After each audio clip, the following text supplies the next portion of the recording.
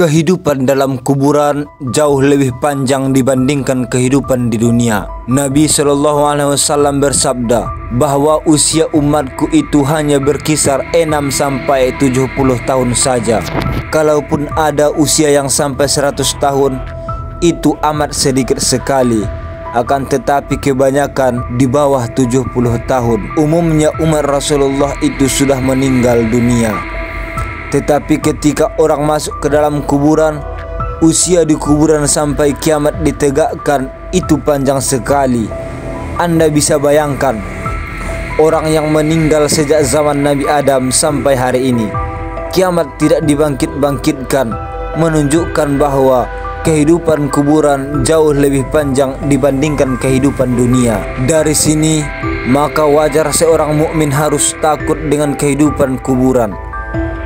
Tetapi para ulama mengatakan, apakah orang yang mendapatkan azab kubur itu mumkati atau mustamir, terus menerus ataukah terputus? Kata para ulama, azab kubur itu hanya terputus dengan tiupan sangkakala oleh Israfil. Ketika itulah Nabi Allah Muhammad SAW menceritakan bahwa Allah Subhanahu wa Ta'ala memerintahkan kepada Israfil untuk meniup sangkakala yang pertama. Disinilah azab kubur terputus.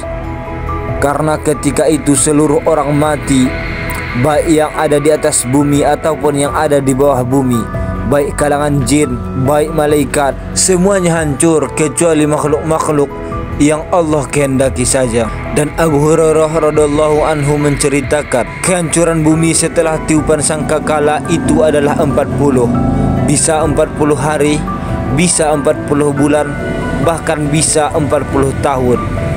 Yang jelas, Allah hancurkan bumi ini. Allah luapkan lautan ke daratan. Allah jatuhkan bintang-bintang. Allah hancurkan gunung-gunung sehingga seperti kapas yang dihempas angin. Itulah yang disebut dengan kehancuran atau hari kiamat. Setelah kemudian bumi tidak bulat lagi, tapi bumi terhampar. Allah ganti bumi yang kita pijak dengan bumi yang baru. Itulah yang disebut dengan padang mahsyar. Maka disitulah Allah Subhanahu wa Ta'ala memerintahkan Israfil untuk meniup sangkakala kebangkitan. Israfil pun kemudian meniup sangkakala. Maka dari setelah manusia keluar dari perut bumi, Allah keluarkan beban-beban. Orang-orang beriman ketika mereka muncul dari kuburan, maka mereka akan berkumpul dengan keluarganya. Allah mengatakan, maka ketika mereka dibangkitkan dari kuburan, mereka langsung berkumpul menjadi satu keluarga. Dan itu sebuah ketenangan. Tapi orang-orang yang tidak beriman, maka keluar dari perut bumi seperti dua binatang. Pertama, Allah contohkan dengan laron yang berterbangan. Anda bisa melihat laron apabila terbang di atas lampu atau di sekitar lampu. Lihat bagaimana cara terbangnya. Mereka akan saling tabrak dengan kawan-kawannya. Karena pada hari itu, anak lari dari orang tuanya, suami lari dari istrinya, orang tua lari dari anaknya. Terkadang mereka bertabrakan satu dengan yang lainnya. Kemudian yang kedua seperti belalang, mereka kacau sehingga mereka mengatakan, celaka siapa yang membangunkan aku dari tidurku.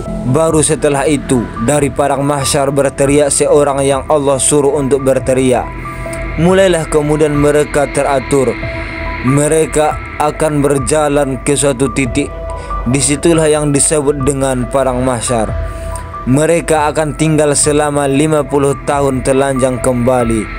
Tidak ada khitan, tidak pakai sandal, matahari dekat 1 mili, keringat bercucuran, tidak ada makan, tidak ada minum.